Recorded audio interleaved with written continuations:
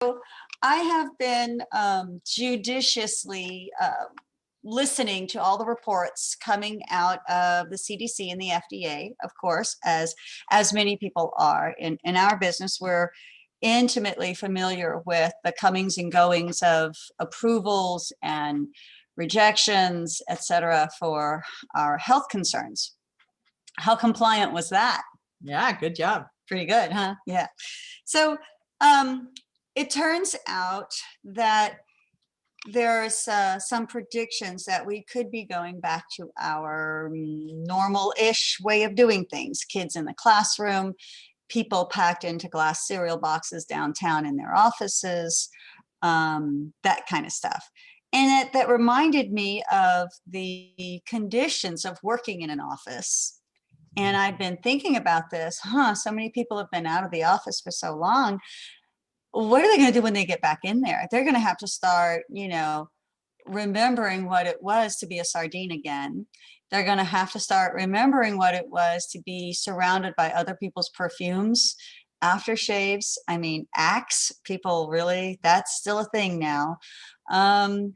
And they're going to have to start dealing with other people's personality quirks and just emotional heaviness and sometimes difficulties in an office. And some folks have not stopped being in the office just because their job isn't one that they can take home. Some people are going to have some difficulties with that. And so I was thinking about indoor air pollutants. And I looked up a couple of oils for allergies in the big book, the green book, that one. Love it. And as I was looking at these, I remembered some of the research I did for the class last month or a month and a half ago on emotional oils. And I read into some of their emotional effects. Right?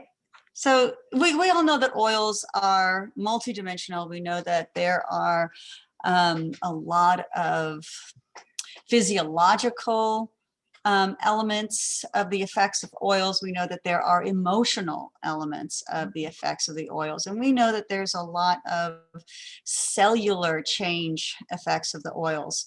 And it just sort of struck me as I was looking at the indoor air pollutants and allergy response oils that we can use to counteract some of that they had a duplicating effect for what happens when we're gathered with people that we wouldn't choose to be familiar with, but that we're sort of forced to be familiar with in a classroom or in a work situation. And so you're going to think this is really strange and kooky, but I'm going to lay this out for you.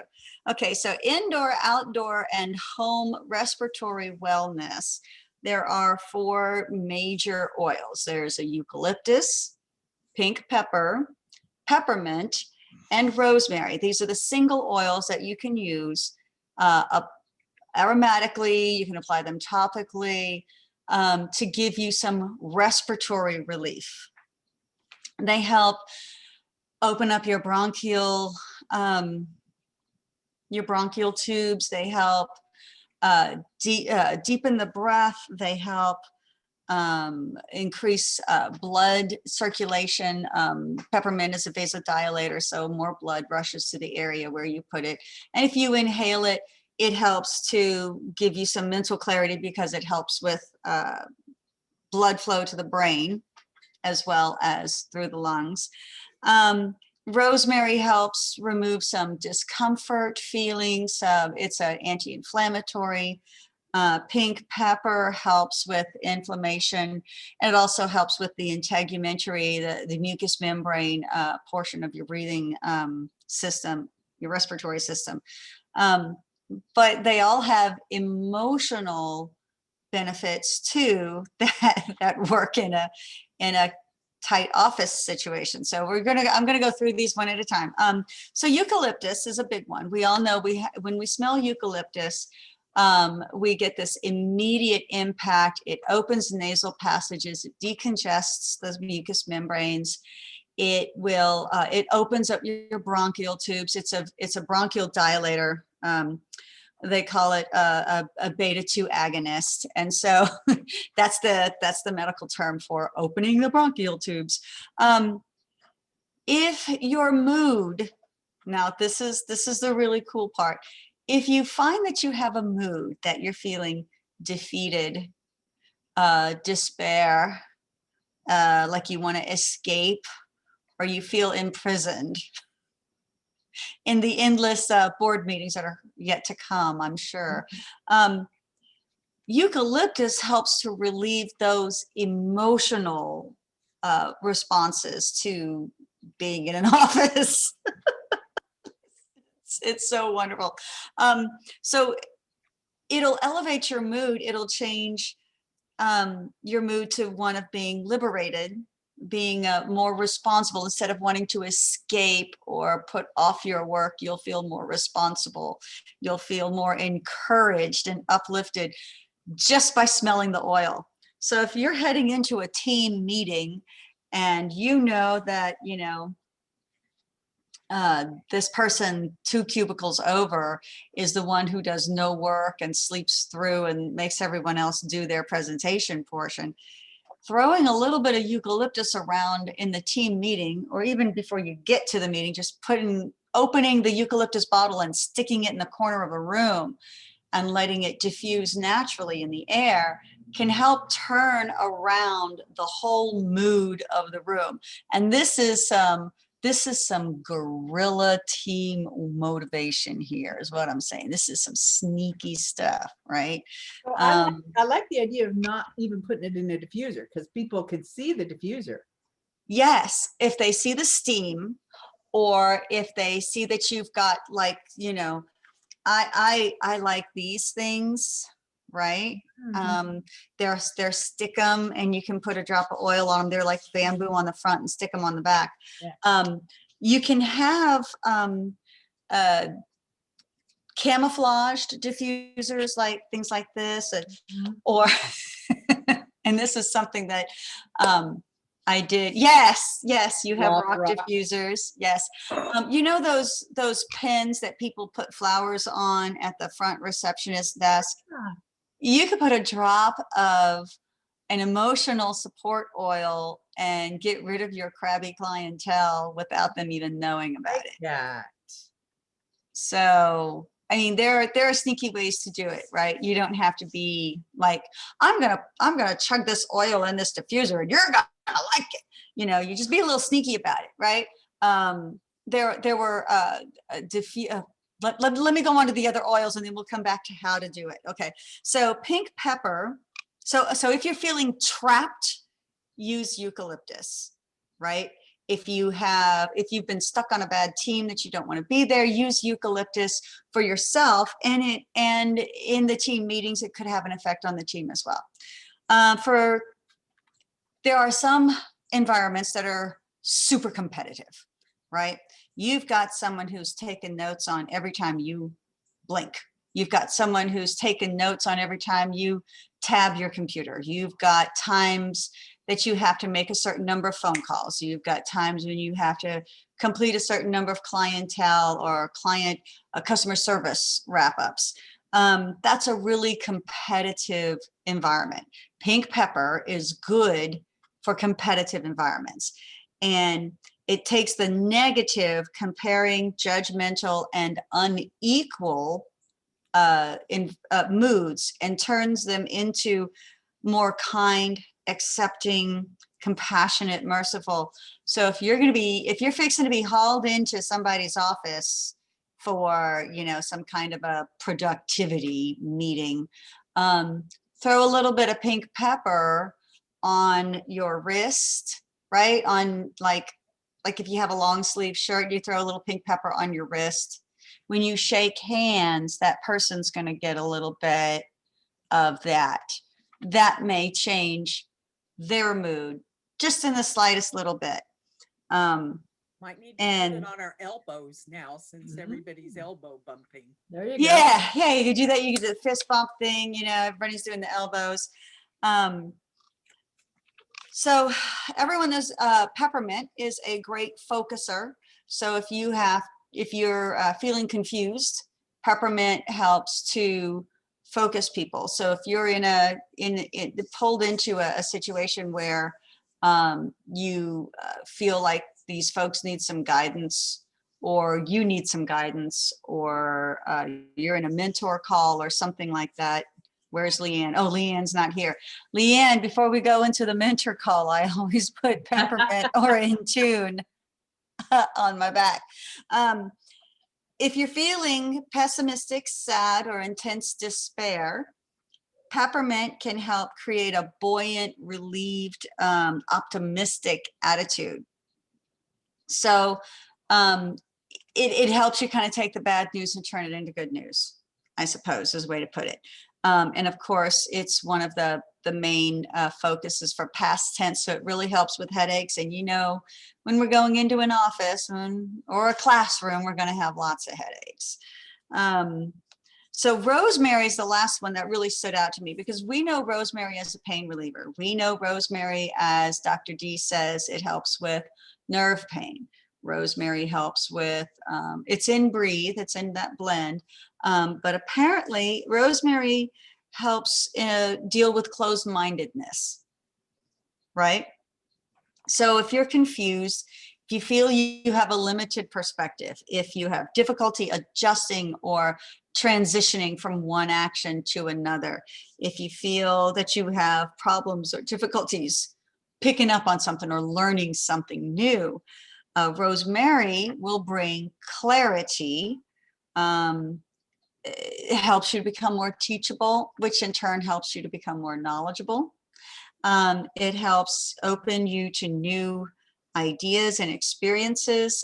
So if you're, instead of using Brave, which I don't know if Rosemary's in Brave, I would be really, really interested to find out if, you know, you need just a little bit of rosemary nearby, just to kind of help you feel like you can step up to the next challenge. And it helps with transitioning and good adjustments. So these are all like emotional reasons to use oils in the office. And it just so happens to back up the respiratory need for using oils in the office. Your personal need, I can't breathe in here. The air is recirculated, the air conditioning smells a little moldy this winter, or it's too dusty in here, or there's not enough live plants in here and no one's getting a good OSAT, you know, oxygen saturation. Then these oils are good to help you with those things physically, but then they have this emotional component to them as well. And for blends, I found blends that have these 1, 2 of these 4 oils. Balance, which is our grounding blend. Breathe, which is our respiratory support blend. Past tense, which is our what is it, tension? Our head tension blend. On guard, which is our immune support. So all of these things are great in an office environment, right? And then cheer and motivate for that uplifting kind of those positive reinforcing enforcement emotions. So that's the research that I found was interesting. I was really going to hit this from an immune point of view, and from a, you know, you got to get you've got indoor allergens and you've got mold issues and no one wants to go back to the office or the classroom. And then I went, hey, wait a minute. There's a total different facet to this. So there you go, ladies, the 4 oils of choice: eucalyptus, pink pepper, peppermint, and rosemary. All of them but eucalyptus can be taken internally in your foods or whatnot. Eucalyptus, you don't want to put that inside. That's an outside oil. And then the blends are balance, breathe, cheer, motivate, on guard, and past tense. Questions? Love it. Well, I said, how about lemon? I'm thinking, since lemon is a focus oil, and it's also very good for mold.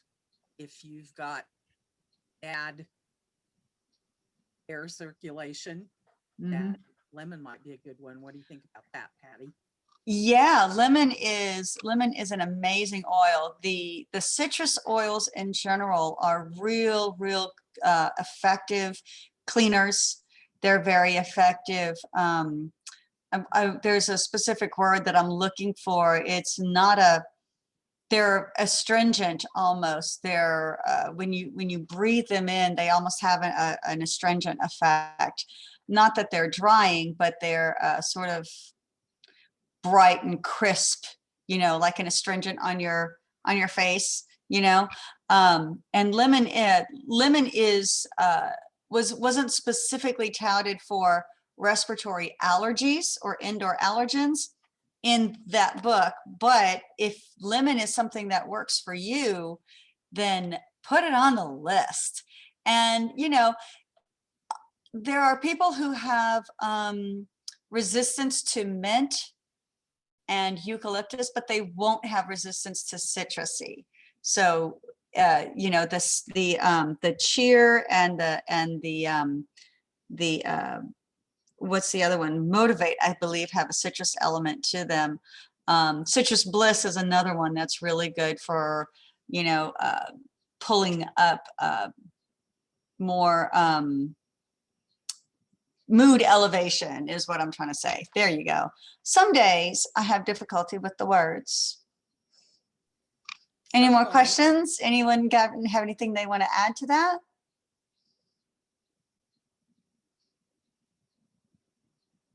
Don't be shy.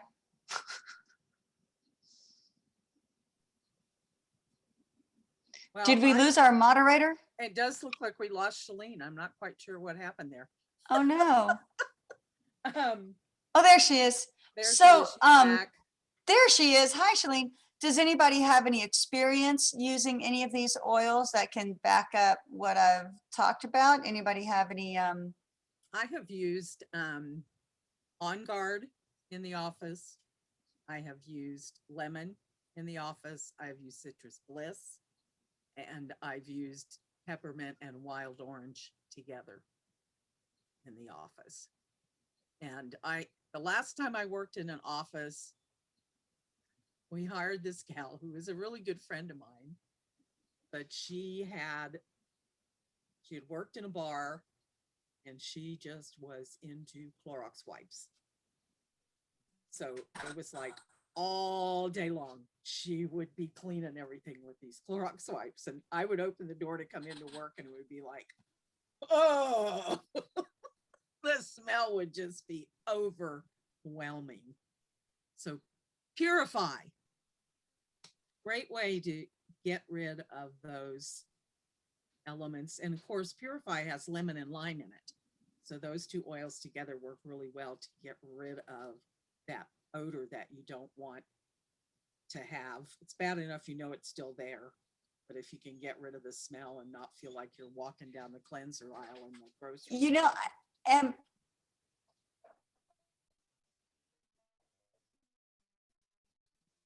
Now we lost Patti. Now it's Patty's turn to go. I'm sorry, my internet just went out kind of straight. Yeah, I think it's the storms. Oh, we are having storms here. That could be it. So while we wait for Patti to come in, I have a handout that I'm in Round Rock. Huh? And you're both in Round Rock. Yeah, You and Patti. it's just coming in. So I had a handout I meant to get to Patti before tonight, and she and I didn't do it, so it was my fault. But this handout talks about the experiment they did at a couple of hospitals, and they interviewed everybody that worked in the hospitals and got their percentages of positivity about their job, and it just asked them lots of questions about their emotional well-being while working. And then they took a week where they put the oils into the air vents and had mostly citrus oils going through the air vents. And then they did this testing again for the same people a week later. And they did it not just for people that worked there, but the patients too. all of the numbers dramatically increased. And so if you just think about that in a hospital where you're working around, well, Patti knows, she's a surgical tech. You're working around germs, you're working around people and their stuff and their, Smelly stuff. smelly stuff. And Smelly cleansers. yes. And so if you have this positive, good therapeutic grade smell coming through the vents all the time, and then all of the numbers as they were asked to fill out these forms and say how they were feeling, then all the numbers went up dramatically, patients and workers alike. That's just a true testament that we can use the oils at work, in our home, and everywhere, and have a lot of success. We lost you there for a while, Patti. Glad you're back. Like you lost me for a while. Yeah, my internet was getting weird too. Oh dear. All right. Yeah, my internet got weird. So I'm back now, but I'm glad to be here. Yeah, the essential oil use in hospitals is really it's really picking up, and it seems to be that they're doing it almost by accident. Well, we are all sitting around going, Finally. And there was one thing that yeah, finally, there was one thing that I ran into difficulties with. I was on a couple of groups of herbalists, and they have a very cautious, well, no, they have a very negative essential oil attitude. And part of it is because the essential oils are so strong that the herbalists who deal with tinctures and teas and stuff like that, they tend to use large amount of their herbs to get the medicinal effects, and they and so they absolutely abhor talk about the oils, even if it's an essential oil that comes from the same plant that they're suggesting for herbal medicinal use. And is that because they think it's too strong? Yeah, they think that herbal medicine is a teaspoon at a time instead of a drop at a time. And so they think they don't know how to deal with the drops, and they're yeah. So but I find that they have some really interesting examples of how some herbs are used, but the essential oils are not used for those things. So the chemical composition of the essential oils is actually more unique than the herb. Mm-hmm. So that over and over again. And on one of our very first handouts that we had when I joined doTERRA, it said, a drop of peppermint is stronger than, I don't know how many cups of herbal peppermint tea. Yeah. 26. Yeah, it was ridiculous. I'm like, okay, that's why they don't understand the potency of the therapeutic grade oils. So we are so blessed. Thank you, Patti, for this wonderful information. Yeah. Any other questions or comments? If you're ever in a conversation, oh darn. So if you're ever in a conversation with herbalists, just keep in mind that they are dealing with pounds, and we are dealing with grams or milligrams.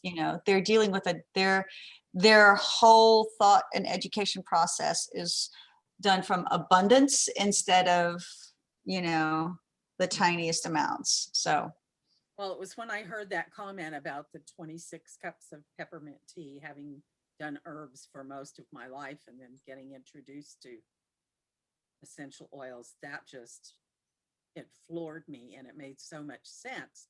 Then when you can make that comparison, that there's that much potency in that one drop, then you can say, oh, well, maybe I should be using that instead of Exactly. chamomile tea every night. I should be using a drop of Roman chamomile. Yeah. And that will help me to relax. So But then how will the herbalists earn any money if they can't Well, they're convince still people good. that they have all the answers? I still They- love my teas. They can come So- over to doTERRA. That was my opinion. That was my thought. They can start selling There you go. doTERRA at the same time they sell their herbs. So one more thought about the potency. My daughter-in-law is living under my roof, and she's not against the oils, but she's very new to using them. And 3 times now in the last 3 weeks, she's asked if I had dill, and I happen to have dill oil that doTERRA did summertime, a long time ago, and rosemary, and one other one I can't remember. But all 3 times she used it, oh, lime was the other one. She just used many drops. I'd say, no, just one, just start with one and then taste it, or, just a little bit. And all 3 times she put in, 2 or 3 or 4 drops. She was like, wow, okay, yeah, bit much. It's just extremely potent. So we're blessed to have these therapeutic grade oils that are so potent. We just need to figure out how to use them as best we can and share them with others. So thank you, Patti, for that wonderful information. Appreciate you. And anyone that would like to stay on for the business meeting, please do. Lee's got some thoughts for us. And we have next week, Lee teaching us about pets and how to use the oils on your animals. So if you have pets, or if you know of somebody that has pets, please invite them to come to the meeting. The number And if you remains have- the same every If you have Tuesday. questions, a particular question before next week that you want to send to me, you can email me, you can text me, you Yep. can message me on Facebook. Yep. And then I can answer your question while I Great idea. teach the class. Great idea. So would love it. Thanks for coming, guys. We'll see you next week, and stay on for the business meeting if you'd like to. Appreciate it. Bye, Patti. Thanks for joining us, Haley. You're welcome. Have a good night, y'all. Thank It's Haley. Yeah. Is it too late to say thank you to Patti? No, Patty's still here. Thank you, Patti. Good job. Okay. And Lee, we'll turn time over to you. Okay, I'm trying to share here. There it is. Just a few little resources that I thought I would just, before I even did this, because I've talked about these before, and I thought maybe you might want to take a picture of this slide, Yeah. and then you'll have this information for yourself. The business building guide that I'm always talking about, this little gem here. This is the link to that. You can download it if you don't want to buy it and have it in